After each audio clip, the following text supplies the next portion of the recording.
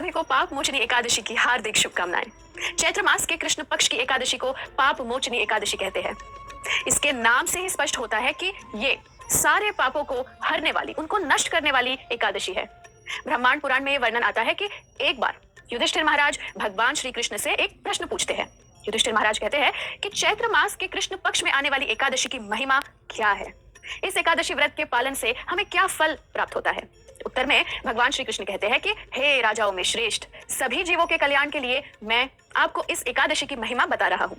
तो इस एकादशी के प्रभाव से मनुष्य के सभी पाप नष्ट हो जाते हैं और ऐसा व्यक्ति बहुत ही गुणवान और धार्मिक बन जाता है। इसलिए इसका श्रवण और पठन ध्यान पूर्वक करें। तो प्राचीन समय में एक बहुत ही सुंदर वन था, फूलों से सुशोभित। इस वन में कई बार देवराज इंद्र भी आते थे और इस रमणीक वन में विहार करते थे। इसी वन में च्यवन ऋषि के पुत्र और शिव जी के परम भक्त मेधावी ऋषि तपस्या करते थे। तो कामदेव जो शिव जी के विद्रोही थे और उनसे बदला लेने के इरादे से कामदेव ने मंजू घोषा नामक एक अप्सरा को मेधावी ऋषि का ध्यान भंग करने का कार्य सौंपा। ये एक अत्यधिक सुंदर अप्सरा थी जिसने अपने हाव भाव से ऋषि का ध्यान भंग करने की पूरी कोशिश की। मन ही मन में मंजू घोषा ऋषि मेधावी का बहुत सम्मान करती थी। इसे रह रहकर यह भय महसूस होने लगा कि कहीं वे साधु क्रोध में आकर मुझे कोई श्राप ना दे दे। लेकिन हिम्मत जुटाकर मंजू घोषा ने ऋषि को अपनी ओर आकर्षित किया और ऋषि मेधावी भी उसके प्रेम में पड़ गए और अपनी घोर तपस्या त्याग दी।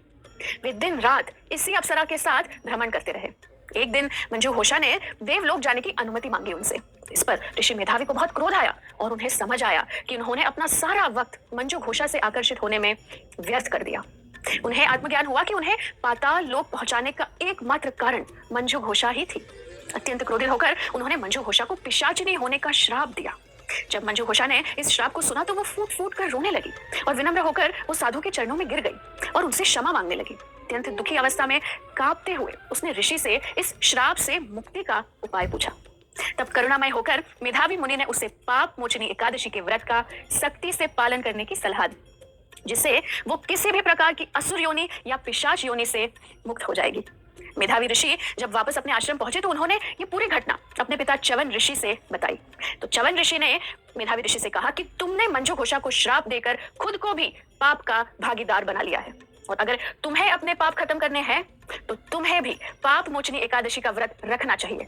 तब मेधावी ऋषि ने इस एकादशी का पालन किया और इस तरह ऋषि के सारे पाप नष्ट हो गए और व्रत का पालन करने से मंजू घोषा को भी पिशाच योनि से मुक्ति मिली और अपने पूर्व स्वरूप को प्राप्त कर वो स्वर्ग लोक लौट गई। तो इस कथा से हम समझ सकते हैं कि जो भी व्यक्ति श्रद्धा पूर्वक और भक्ति भाव से इस एकादशी व्रत का पालन करते हैं उन्हें बड़े से बड़े पापों से मुक्ति प्राप्त होती है। इस कथा के श्रवण मात्र से उन्हें 1000 गाय दान देने का फल प्राप्त होता है।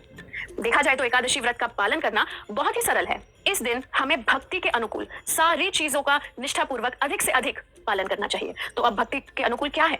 जैसे हरि कथा का श्रवण करना, हरि नाम कीर्तन करना, जप करना और ऐसी चीजें या आदतें जो भक्ति के प्रतिकूल हो, जैसे अत्यधिक सोना, व्यर्थ की बातें करना, किसी की निंदा करते रहना, इनसे बहुत दूर रहना चाहिए क्योंकि इनसे हमारी चेतना दूषित हो जाती है।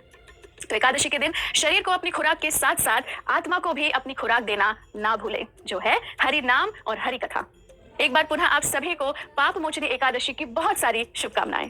धन्यवाद। हरे कृष्णा।